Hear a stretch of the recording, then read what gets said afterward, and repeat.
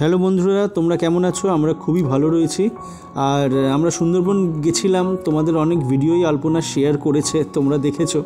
আমরা যে সুন্দরবন গেছিলাম, আমরা অনেকগুলো দ্বীপেই ভিজিট করেছিলাম, খুব এনজয়ও করেছিলাম। আমরা বেশি দিন না, অল্প 2-1 দিনের জন্য ছিলাম, কিন্তু খুব ভালো এনজয় করেছি।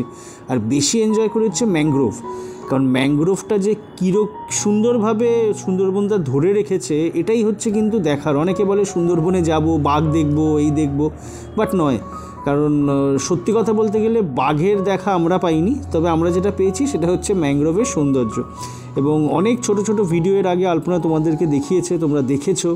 তবে অ্যাকচুয়াল ম্যানগ্রোভের যে পুরো ভিডিওটাই এই ভিডিওটাতে তুলে ধরা হলো, যেটা সত্যি তোমরা উপভোগ করবে। এবং আমি সবাইকে চাই একবার তোমরা সুন্দরবন যাও, গিয়ে দেখো ম্যানগ্রোভটা কী আর কীভাবে জিনিসটা রয়েছে। সত্যি এটা বলে ব্যাখ্যা করা যাবে না, এটা গিয়েই উপভোগ করাটা বেশি ভালো হবে।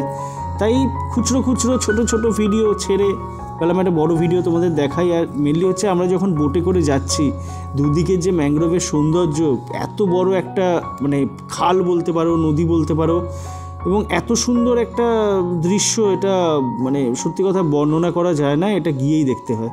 তাই বেশ কিছু ফটোস ভিডিওস তোমাদের কাছে আমরা রাখলাম। তোমরা ম্যানগ্রোভটা দেখো, এনজয় করো।